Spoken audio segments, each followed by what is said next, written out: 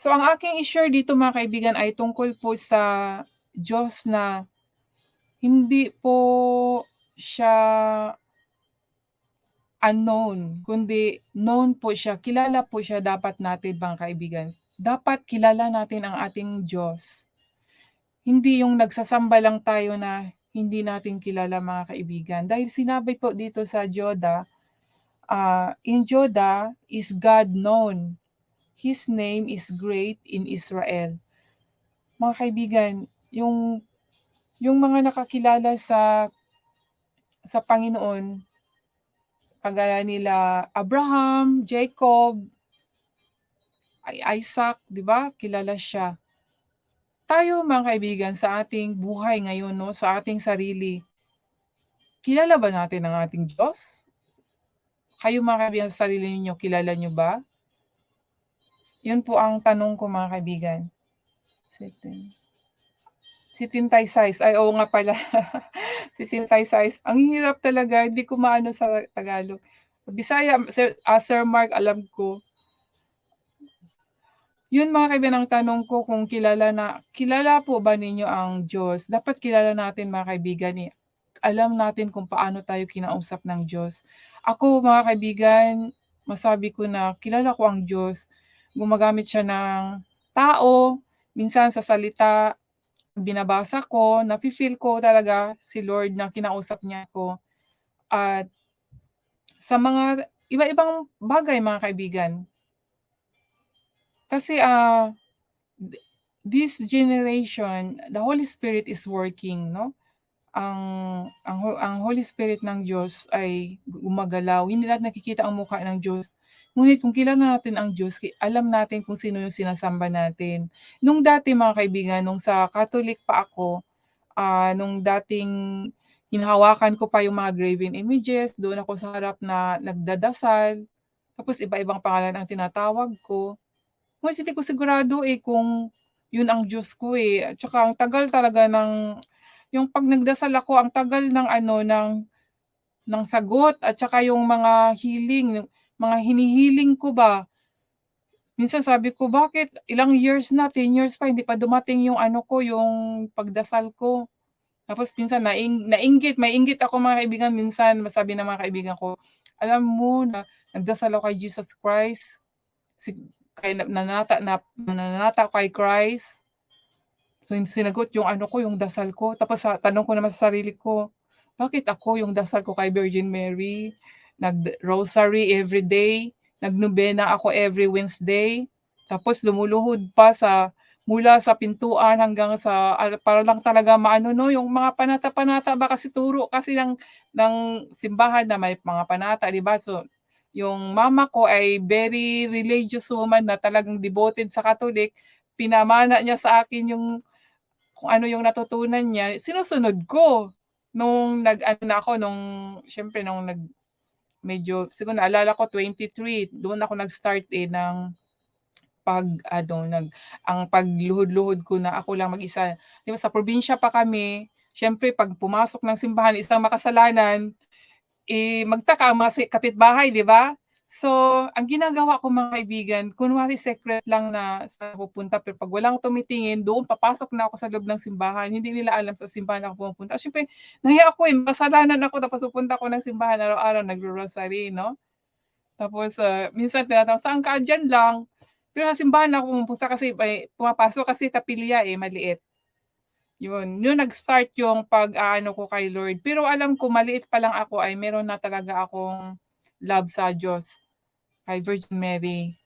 Kasi una-una ko talagang na-feel yung presence ng, God. Kasi God ang pagpaniwala ko nun, nung yung kay Virgin Mary, yung merong nag-prosesyon si ano yun, Virgin of Fatima. Maliit pa ako, mga siguro 6 or 7 years old, grade 1 ako nun. Naamoy ko yung ang bango ng perfume siguro yon. Dumaan siya, nag-procession ba, mga tao doon. Siyempre na-posisyon ano, ang mga tao talagang dagsaan sa probinsya, Sobrang baryo yung lugar namin sa Sultan Kudarat ng Pilipinas 'no, pinakadulo ng Mindanao. So, nung Ako rin gusto ko rin, pero hindi ko maano kasi bata pa ako, eh. Pero naamoy ko na lang, ang layo-layo pero dumaan, yan pa ang ano, pero hindi ko makita, pero yung may amoy na naamoy ako, ang sobrang bango, yun ano na hindi ko makalimutan yun mga kaibigan. So, ang ginagawa ko kasi ang mama ko mahilig talaga yun mag-grocery, inaano kami, family kami kasi 'di ba, pray together, stays together, stays together, prays together, yung family na ano yun, eh, yung parang, kasabihan 'no, na family together, stays together, pray together. Yun ang ginagawa namin every 6 o'clock po ng hapon, gabi. Ako naman ginagawa ko ay nag-prepare na ako niyan ng ano sa altar, mga kandila, tapos minsan tatanim ako ng flower pa lang talaga i-ano ba, ialay sa altar namin. Yun yung mga ano ko hanggang sa nawala yun kasi teenager, nag-ibang ugali 'pag nag-teenager ka 'no. So nandoon na yung mga barkada, pero hindi naman ano yung parang pakawala, yung hilig ko lang talaga nung nag-teenager ako is mahilig ako sa baile, sayawan. So nagdayo-dayo, dayo-dayo. Yun yung ano ko nung teenager hanggang sa ayun mga kaibigan, nag napunta sa ibang bansa at nung pumunta sa ibang bansa, kung saan pa pumunta ng bansa doon pa nadisgrasya, naging single mother ako, and yun na yung start na, hinahanap ko ang Panginoon sa buhay ko dahil nga, hindi ako tinuluyan nung ama ng first, anak ko. So doon naghahanap ako ng Panginoon na maging gabay ko sa aking sarili 'no. Siyempre ayaw kong maging pabigat sa parents ko kasi nga ako nga ang tumulong, eh, kaya nga ako nag-abroad kasi gusto kong tumulong sa kanila tapos nag-abroad ako, doon ako nadisgrasya. So, 'yun, nung bumalik ayoko talagang mag-ano sa parents ko, pabigat. So, ang daming mga dumaan hanggang sa ito ngayon 'no, binigyan ako ni Lord ng, asawa na para nga maging magandang buhay ko at 'yun, talagang 'pag ano pala talaga, 'pag may purpose sa'yo ang Diyos, dadaan ka talaga sa dilim na daan. Maraming mga daan mga kaibigan, mga pagsubok.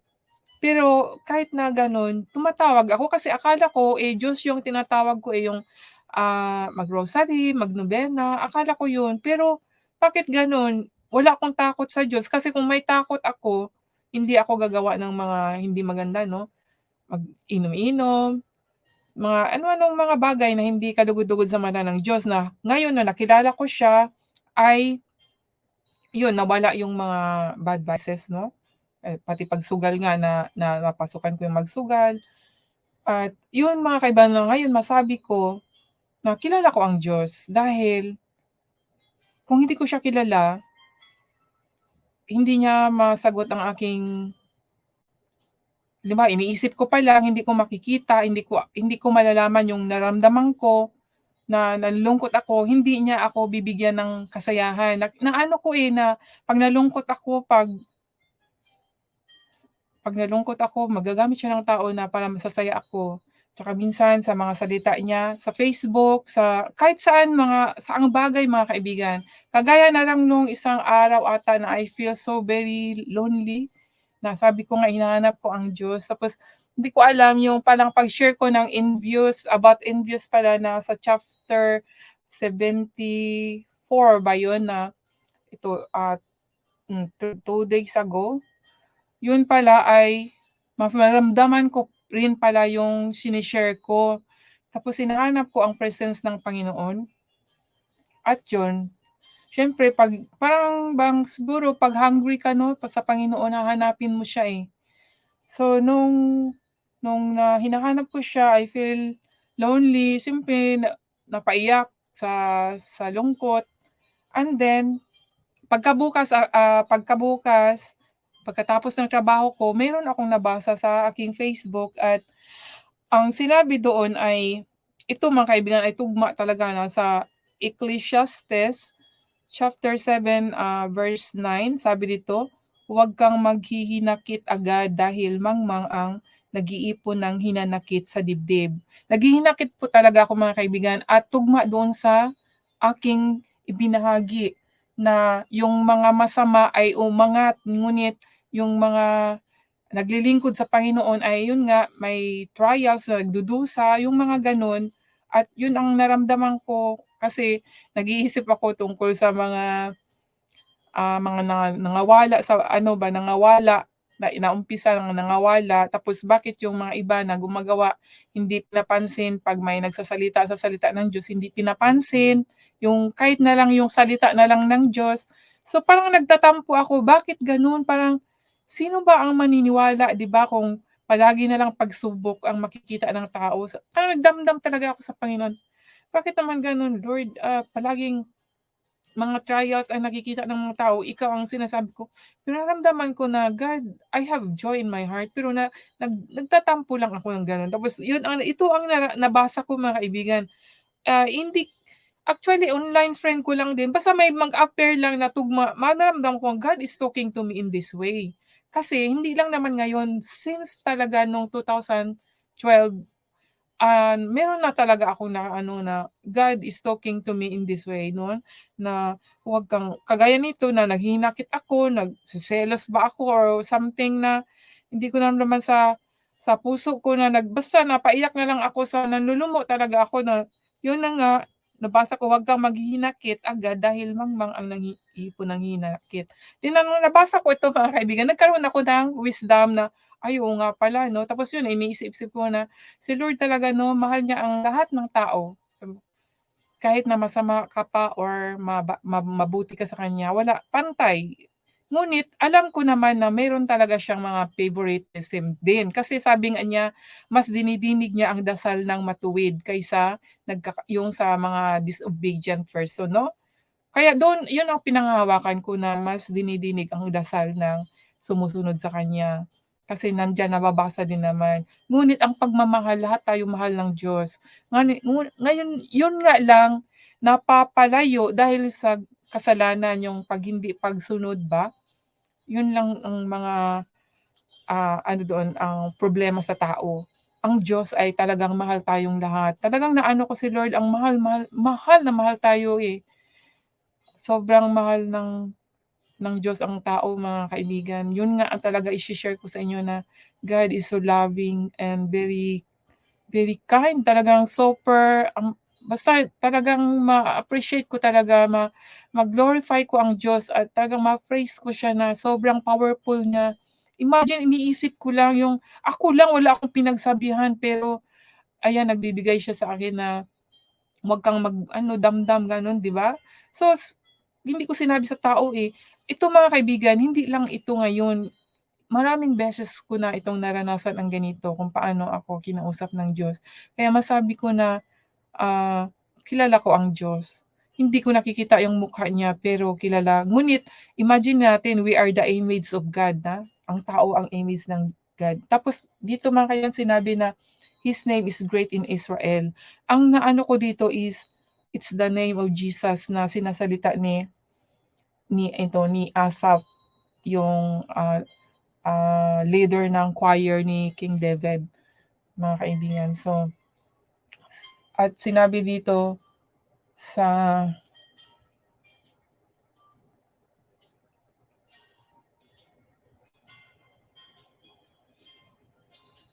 ano ba yun? Nawala na ako. Nawala na naman ako. Eto. Dito sa verse 6, mga kaibigan. Sa iyong saway, o Diyos ni Jacob, ang karo at gayon din ang kabayo ay nagganda ko sa malayo, hindi ito.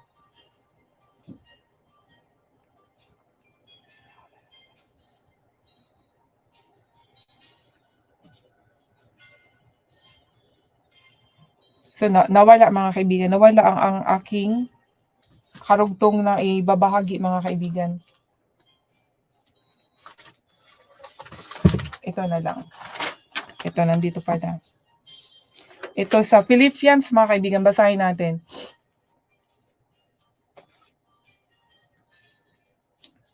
Sa Philippians chapter 2, verse 9 and 11. Kasi magkarugtong ito, mga kaibigan. Sa New Testament po,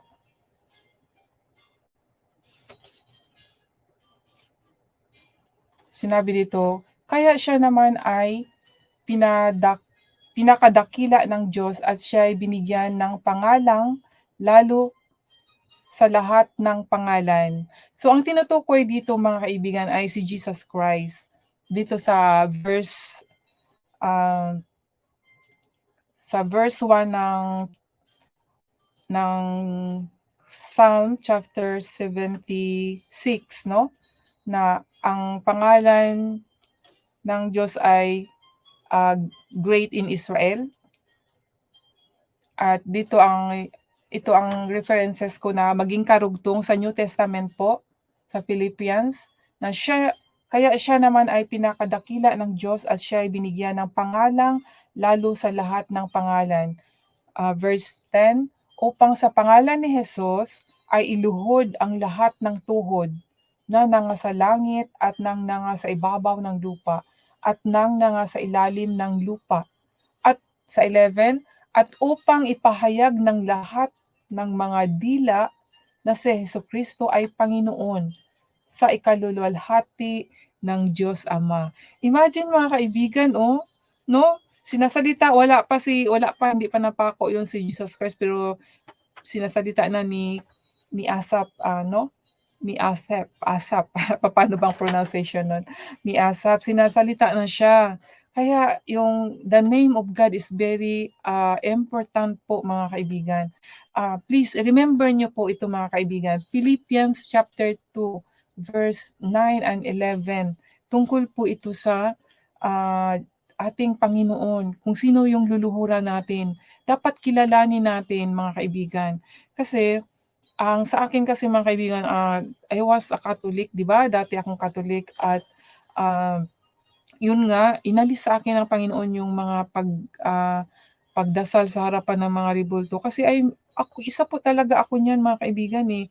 Susulat-sulat pa ako ng mga request prayer, di ba? Tapos ilalagay ko doon sa mga bawat rebulto. Tapos lalagay ng mga konting coins, no?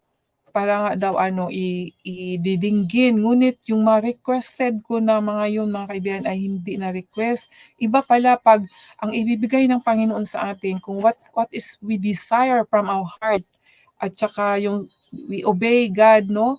At saka sinabi nga din, maalala ko yung sinare sa akin ni Sir Bosmark, sabi ni Jesus Christ na wala pa kayong hinihingi sa aking pangalan. Sa John yun mababasa no? Yun mga kaibigan, so kailangan, importante ang pangalan ng Diyos mga kaibigan. Huwag po tayong magtawag ng ibang names na hindi naman siya Diyos. At ito mga kaibigan, pinapahayag ko lang kasi based naman sa experience ko at Bible followers po ako sa salita ng Diyos. Because yan po ang teaching din ni Jesus Christ. So as a follower of Jesus Christ, yun, sinusunod ko po kung ano po talaga ang naunawaan ko, sinusunod ko kasi ayaw ko naman yung, 'di ba, kung turo ng tao, kasi nag-declare talaga ako mga kaibigan, sabi ko yung bago ko sinunod yung graven, sabi ko hindi ko to susundin mula ngayon, Lord, no, kasi kinausap ko si Lord aalisin ko na to sa buhay ko. Kasi nandoon yung love ko kay Virgin Mary so umiyak ako noon, no, so sinabi ko, saan dito ang susundin ko? Kung ikaw, itong Bible, itong word mo o ito, yung itinuro sa akin mula pa nung pagkabata ko. Ang hirap kaya nun kasi bandage of yung gano'n nakapriso tayo sa paniniwalang mali. Ako, no? Ganun pala yun. If you know the truth, then the truth will set you free. Totoo yun mga kaibigan. So, sabi ko, susundin ko ang salita mo, Lord, kung masiraan ako ng ulo dahil nga wala na ako dito